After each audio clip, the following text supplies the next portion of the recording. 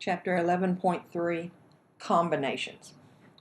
A combination of items occur when the items are selected from the same group, no item is used more than once, and the order of the items make no difference. For example, suppose the club from the previous section who was electing 3 officers, remember that? They were electing a president, vice president, and secretary-treasurer, is now choosing 3 members to send to a convention.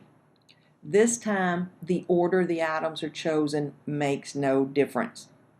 Okay, in the previous problem, they were choosing a president and vice president and secretary-treasurer. Let's just cut it down to 2, though. But if John gets elected president and Paul gets elected vice president, that is totally different than Paul becoming president and John vice president. So I want to count those as, I don't know what that is, so I want to count those as 2 different arrangements. But if we're just selecting someone to go to a convention for us, and so we choose John and Paul to go, or Paul and John to go, that's not a different group of people that's going to the conference. So I do not want to count this as 2 different selections. So do you see the difference between a permutation and a combination? Permutation problems involve situations in which order matters. Combination problems involve situations in which the order of the items makes no difference. And it's going to be crucial that we can determine those 2 things. So the first thing that I'm going to do from now on, when I have a problem that's asking me to count the number of ways something is possible, I'm going to ask myself, wait, is it a permutation or combination? And the key to that is, does the order matter or not? So we've seen this notation that means the number of permutations of n things taken r at a time.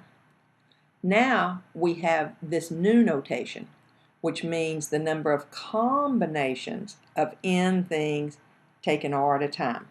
Okay, and this is the formula. And this formula I do need. Also, this, you probably saw it when we looked in our calculator last time for the permutation formula. This is in your calculator. An easy way to read this is also the number of the number n choose r. Sorry, I don't know what I was trying to say. N choose r. That word choose and select are good options to help me determine whether it's a permutation or combination. It can use those words in a permutation problem, but a lot of times if I see choose or select, that's kind of a little clue for me that I'm maybe looking at a combination problem. All right, so for example, let's say we had 5 choose 3. What this formula means is it is 5 factorial over 3 factorial. And notice what n minus r is. 5 minus 3 in our case would be 2 factorial.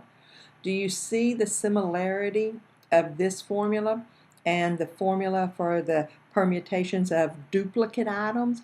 A check for me is these 2 numbers should add up to that one. Now remember, on our basic permutation formula, I'm not using that formula. I'm filling in the blanks if it's a permutation.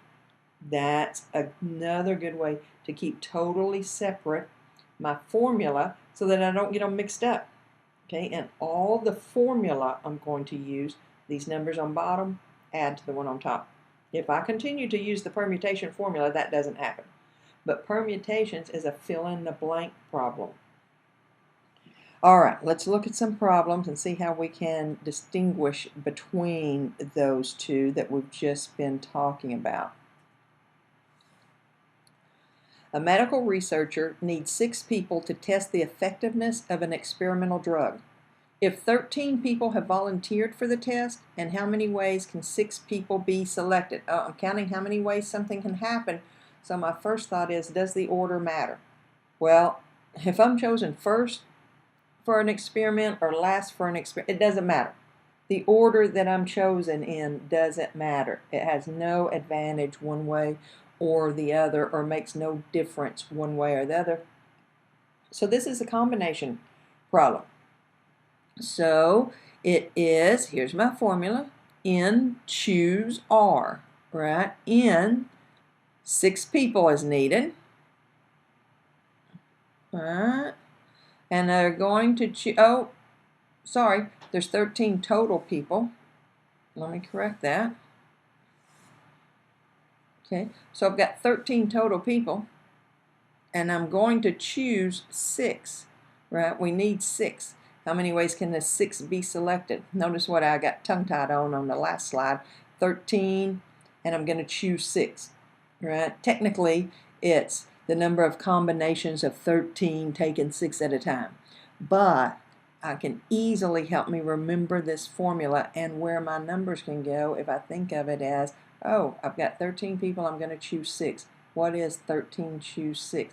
And I can either plug that in my calculator just like it is, right? So again, I can hit 13, then I can go find the combination button and 6.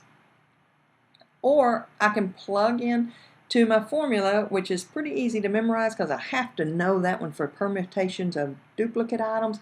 So I know it is 13 factorial over 6 factorial, and because 6 and 7 make 13, then I gotta have a 7 factorial on there. So if I wanted to do this without having to find or go constantly into 2 or 3 areas on my calculator, I can say 13 times 12 times 11 times 10 times 9, 8 times 7 factorial. And I'm going to have my 7 factorial here so that those will divide out. But I also have 6 times 5 times 4 times 3 times 2 times 1. So here's 4 and 2. I can divide that 8 out, right? Maybe the 6 will divide out of the 12. Maybe the 5 will divide out of the 10. And the 3 can divide out of this 9. So really what I need to enter in my calculator is 13 times 2 times 11 times 2 times 3. 1,716 ways you can choose 6 people from 13. Again, just find what you prefer as the way to make your math as easy as possible. How many different 4-letter passwords can be formed from the letters A, B, C, D, E, F, and G if no repetition of letters is allowed? Okay, does the order matter? Yes. A password ABC is different than CBA or BAC. Those are different passwords. Order matters. It's a permutation, which means I'm not using a formula at all, right? I'm filling in the blanks. It's a 4-letter password, so I'm filling in 4 blanks. Okay, and I've got to go in the first blank, I've got a choice of an A, B, C, D, E, F, or G. So 1, 2, 3, 4, 5, 6, 7 choices to go in the first blank. I can't repeat any of the letters, so once I've chosen a letter to go here, then I only have 6, and then 5, and then 4. So what's this, 20 times 42? So 840. Different passwords are available, 4-letter passwords are available from those digits if no repetition is allowed. Okay, so let's try to find this on our calculator. So hit your 9, go into wherever you find your appropriate probability operations, and then hit 5. And you should get 126. Likewise, you could have also done 9 factorial over 5 factorial times 4 factorial. Okay, so on this one, I'm going to hit 7, choose 7, choose 3, divided by 5, choose 4. Okay, and you should get 7.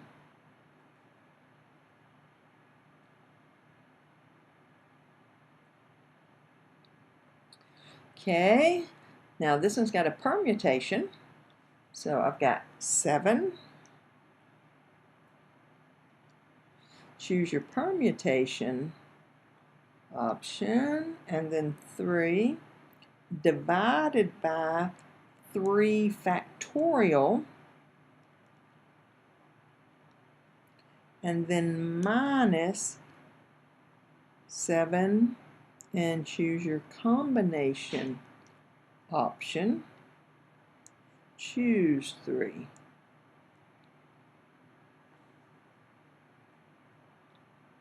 Zero.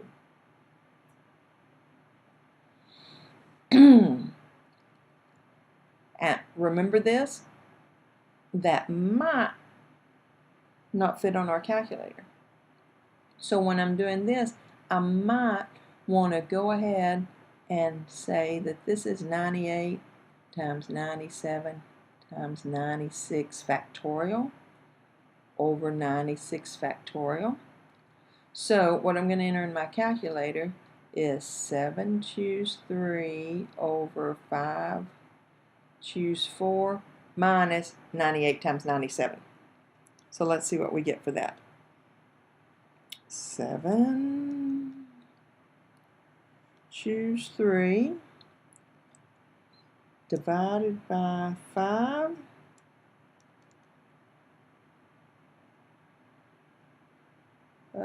choose 4 minus 98 times 97, and we should get negative 9,499.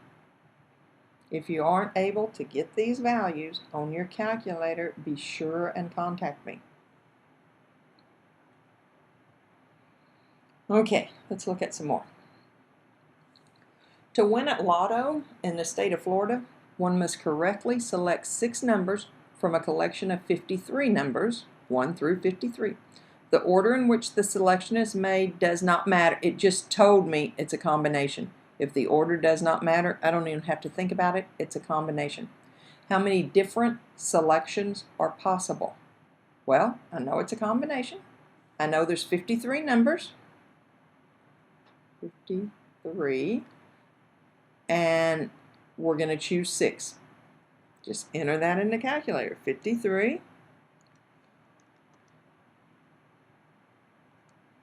Choose 6 is 2, 2, 9, 5, 7, 4, 8, 0. So 22,957,480 different combinations of numbers. Very difficult to find the one that is a winner. In how many ways can a committee, okay, it's a committee, the order's not going to matter, all right? Can a committee of 4 men and 5 women be formed with a group of 7 men and 7 women? Okay, this has 2 components. First of all, I've got to figure out how many ways that I can choose 4 men out of the 7, and how many ways I can choose 5 women out of the 7 women. But then it also involves, once I get those separate numbers, I'm going to use my fundamental counting principle. Remember, anytime I'm counting different things, I multiply. So, first of all, the men. Okay, we have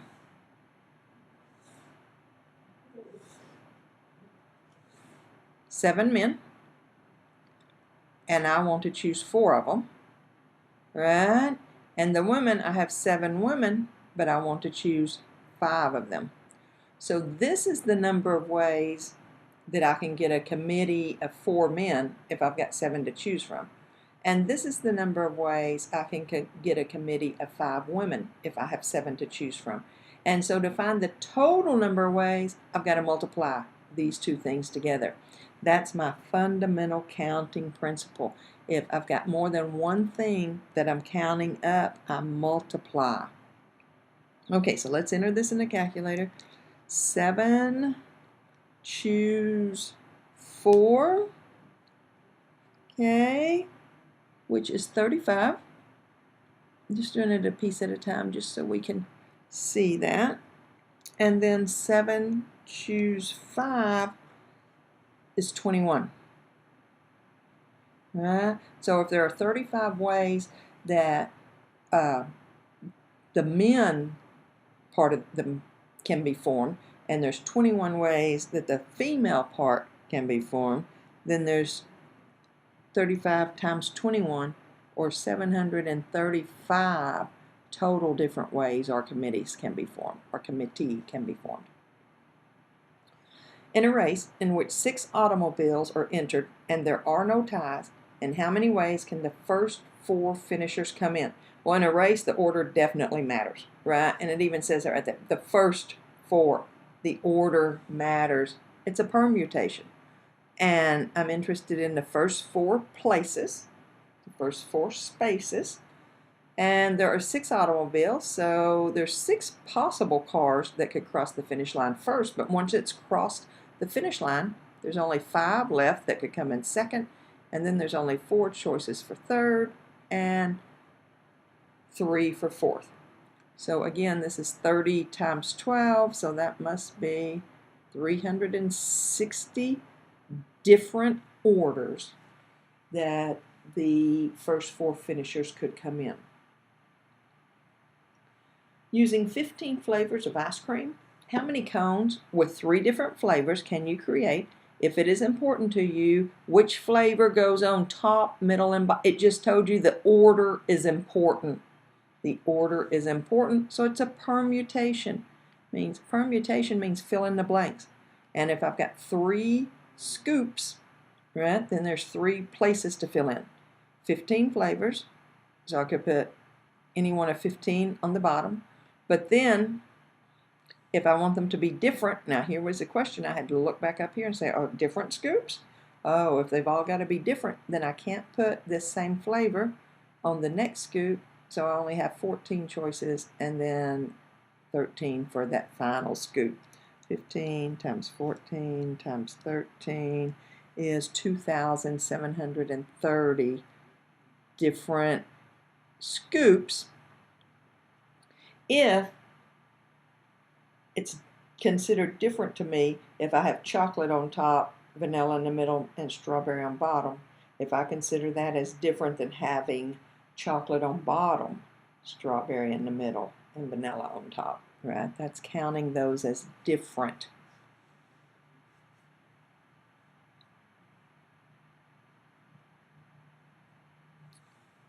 A chef has 5 brands of hot sauce. 3 of the brands will be chosen to mix into gumbo. How many different outcomes are possible? Well, I do see that word chosen, and I need to decide if it's a combination or permutation. Not 100% of the time, but a lot of times when chosen or selected is used, it's a combination. Not 100% of the time, though. The deciding factor is, does it matter? Does the order that you put your hot sauce in a gumbo matter? No, it doesn't. All comes out with the same flavor at the end. Doesn't matter. This is a combination. So I've got 5 brands to choose from. 5, choose 3. Since these numbers are so small, it's so much easier to just do the math and search through my menu for that combination key. So 5 factorial on top, 3 factorial with a 2 factorial, so that these 2 numbers can add up to the top number. So I have 5 times 4 times 3 factorial because there's a 3 factorial on bottom, I can get rid of them, and then I have a 2 times 1, so the 4 and the 2 will divide out. There's 10 different ways. You can choose 3 of those 5 brands. The U.S. Senate of the 109th Congress consisted of 55 Republicans, 44 Democrats, and 1 independent. How many committees can be formed? It's just a committee again. There's really no order. If each committee must have 4 Republicans and 3 Democrats. This is just like the Committee of Men and Women, except it's Republicans and Democrats. So, I've got 55 Republicans, and I'm going to choose 4 of them. On Democrats, I've got 44 Democrats, and I'm going to choose 3 of them. And again, my fundamental counting principle says to get the total number, I multiply. Now, these numbers might be quite large to calculate through our formula, so I'm just going to enter it in the calculator. 55, choose 4 times 44, choose 3.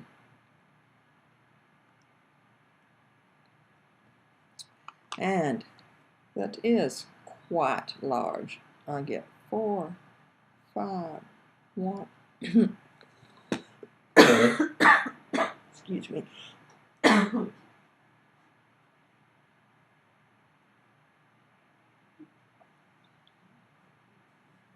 169.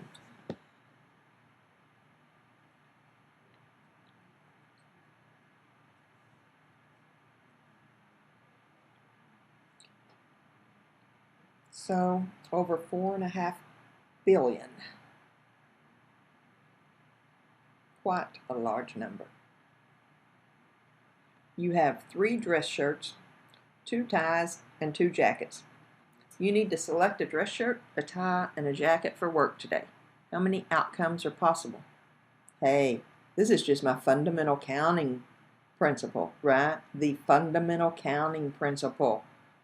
Remember that very first one we did with the tree diagram? This is it.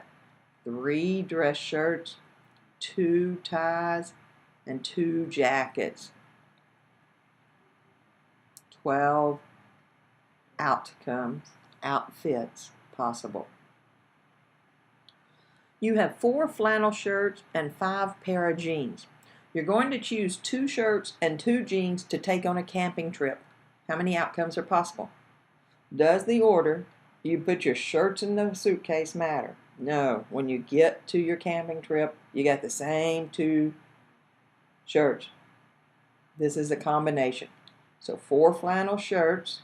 Out of the 4, you're going to choose 2. Right? You got 5 pair of jeans. Out of the 5, you're going to choose 2. And the fundamental counting principle tells me to multiply those. Again, these numbers are so small, it's probably easier to just do the calculation than enter it in your calculator. Whatever you think makes it easier. I'm going to do 4 factorial over 2 factorial times 2 factorial times 5 factorial over 2 factorial times 3 factorial. So I wind up with 4 times 3 times 2 factorial over 2 times 1 times 2 factorial times 5 times 4 times 3 factorial over 2 times 1 times 3 factorial, so that these factorials can cancel, right? This 4 and that 2 can cancel. This 2 and this 4 can cancel, leaving me only with 5 times 2 times 2 times 3, or 10 times 6, 60 different combinations of shirts and jeans you could take on your camping trip. Okay, got choked up a couple of times in this one, and there was some activity outside my door. It looked like a party was going on, so I hope that wasn't too distracting. Let me know if you need any help. Good luck. Have fun. See you next time.